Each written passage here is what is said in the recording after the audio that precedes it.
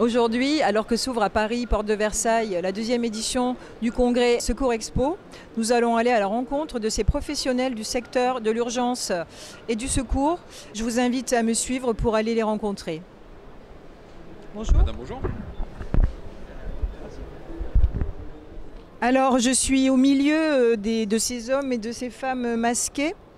Corps mondial de secours, une association qui intervient sur des zones un peu difficiles souvent.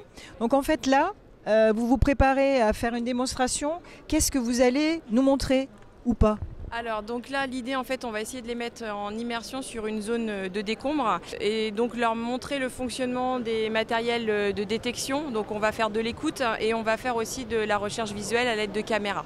On fait la formation de nos propres stagiaires, enfin de nos propres sauveteurs. Sous différents modules on a des stages d'équipiers où on apprend à servir du matériel. Ensuite après on monte de gamme avec les techniciens qui eux vont être vraiment spécialisés sur toutes les techniques d'évacuation de victimes. Et au-delà de ça on a des formations continues annuelles qui sont obligatoires et des manœuvres nationales aussi qui sont organisées avec les équipes spécialisées, donc le pôle médical, on a des médecins et des infirmiers de plus en plus, donc voilà, et les équipes Sino aussi avec les binômes avec les chiens. Alors, on rencontre aujourd'hui des membres de la brigade de sapeurs-pompiers de Paris, c'est ça ? Et ils sont infirmiers, donc évidemment infirmiers c'est un peu notre cœur de cible à nous. Vous venez de faire une présentation sur la prise en charge des traumatisés graves. Au-delà des recommandations et des échanges que vous avez eus avec la salle, est-ce que le partage de savoir c'est très important quand on est engagé comme vous l'êtes dans un corps de secours et en même temps infirmier au sein d'une communauté soignante qui ne l'est pas moins? Dans un premier point, on a le partage de savoir avec en fait nos propres confrères qui sont donc soignants, infirmiers, pas forcément tous de l'urgence. Donc c'est important de partager notre savoir de façon à ce qu'on puisse partager notre exercice, mais également aussi avec des secouristes qui ne sont pas forcément infirmiers et de pouvoir en fait expliquer notre activité de soins dans le système d'urgence et de pouvoir s'intégrer dans un travail d'équipe en commun. Évidemment, la communauté infirmière dans son entier travaille un peu dans le même sens. Est-ce que vous avez aussi des partages avec vos collègues qui travaillent dans d'autres secteurs, qui sont urgentistes, enfin qui travaillent dans les services d'urgence ou qui sont bénévoles ou qui sont secouristes? Comment finalement vous voyez cette grande famille évoluer et comment doit-elle évoluer en tous les cas? Dans les infirmiers par exemple, notamment en sapeurs-pompiers, vous avez des volontaires et dans ces volontaires vous avez aussi bien des infirmiers libéraux, des infirmiers hospitaliers dans différents domaines d'exercice. Et aujourd'hui, avec les nouvelles technologies qu'on peut avoir à disposition, l'évolution technologique qui s'engage, on pourrait s'attendre à ce qu'aujourd'hui le métier d'infirmier puisse évoluer dans ce sens et que la pratique infirmière puisse évoluer avec ces nouvelles technologies et qu'on puisse avoir un autre regard sur notre profession d'infirmier. Est-ce que par exemple un ambulancier, une entreprise d'ambulance peut salarier des paramédicaux, notamment des infirmiers, dans le cadre de ces transports? Alors ça j'en ai entendu parler, je sais que ça se fait un peu plus sur la région parisienne que dans les autres départements. Pourquoi on ne sait pas.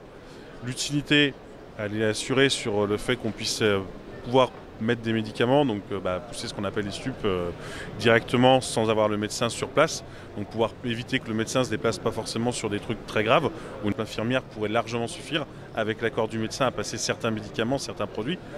Après, de là à ce que ça se généralise, je pense qu'il faudrait que ce soit complètement une refonte du système d'urgence à l'américaine, on parle donc vraiment de la paramédicalisation, où je pense que là ce serait peut-être plus pertinent en termes d'efficacité, en termes de personnel. Alors Isabelle Lévy, bonjour. Vous avez écrit un ouvrage qui s'appelle « Le guide des acteurs d'urgence face aux pratiques culturelles et religieuses ». Comment cette question vient croiser la question des urgences et surtout l'action des sauveteurs ou des urgentistes quand ils arrivent sur une situation qui peut poser problème? Oui, alors en fait, ce livre, c'est le constat, c'est de nombreux acteurs d'urgence sont empêchés de prendre en charge la victime pour des questions de croyances culturelles, voire religieuses, émises soit par le patient lui-même, soit éventuellement par les proches. Et là, on essaye de donner des consignes. Donc, il y a un savoir à connaître pour ne pas commettre de fautes, que ce soit dans un lieu de culte, dans un domicile, un jour de grande fête religieuse, lors d'un pèlerinage, lors de la mise en place d'un centre d'hébergement d'urgence. On doit tenir compte dans la mesure du possible des croyances religieuses voire culturelles des personnes prises en charge, mais ça ne doit jamais aller à l'encontre des protocoles qui existent, voire des obligations professionnelles des uns et des autres. Car trop souvent, on ose mettre la religion avant la loi. alors que la loi française est au-dessus de toutes les croyances, au-dessus des religions, des usages et des coutumes.